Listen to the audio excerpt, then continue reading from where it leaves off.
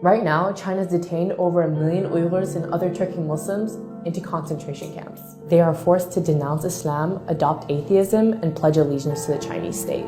They would spend hours on end chanting in their crowded cells, "There is no such thing as religion," or "All hail the Chinese state," or "All hail Chinese President Xi Jinping."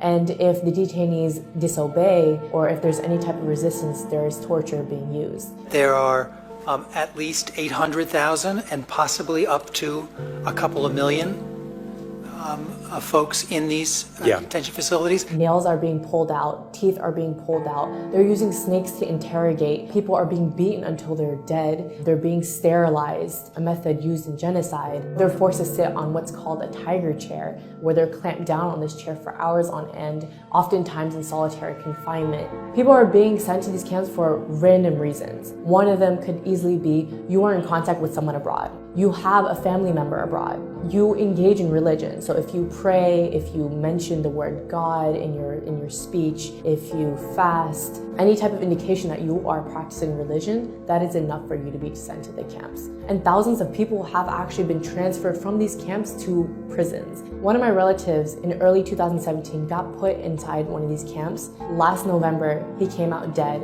One of my relatives got sent to a camp because he went to the United States to attend my cousin's wedding in 2014. Last August, he got sentenced to 15 years of prison. Many of my relatives, we don't know if they're alive or dead. And there's not a single Uyghur who doesn't have at least one family member in these camps or some form of detention or prison.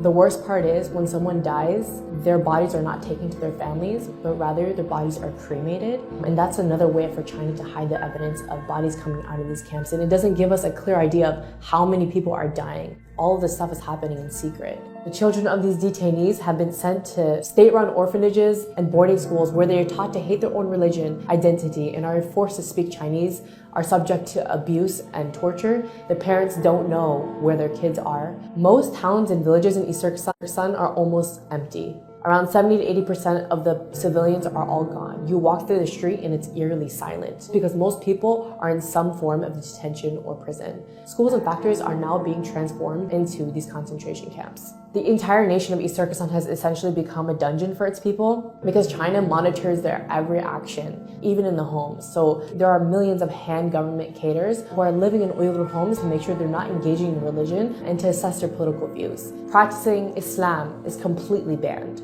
So for me to even say something like, "Oh, I'll see you tomorrow, God willing," is prohibited because you said the word God. Even having an Islamic name is a crime. So you have to change your name from a name like Muhammad or Fatima to an ethnic Han name. Thousands of Uyghur women are also forced to marry ethnic Han Chinese men. And this is another way to get rid of the next generation of Uyghurs. So why is China cracking down on Uyghurs and Turkic Muslims specifically? East Turkestan is really rich in minerals and resources, so by putting people into camps and basically carrying out an ethnic cleansing, China is attempting to maintain tight control over the mineral-rich land. You might wonder why the world has been really silent about this whole issue, and it's because of a few reasons. Number one, China has tightly controlled its media, so a lot of what's happening can't really be revealed outside to the rest of the world. Number two, even when people know about it, or even when governments know about it, they are forced to remain silent due to Chinese pressure and their economic and strategic ties to the country. So the question is, what can you do?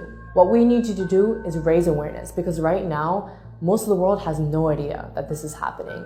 Pressure your government leaders to acknowledge China's occupation of East Turkestan and its systematic campaign to wipe out the Uyghurs and other people of East Turkestan. Support your local Uyghur communities. They're in dire need of international support. Come out to their protests. Organize protests in front of Chinese embassies and bodies that can actually take action to challenge China's ethnic cleansing of the Uyghurs.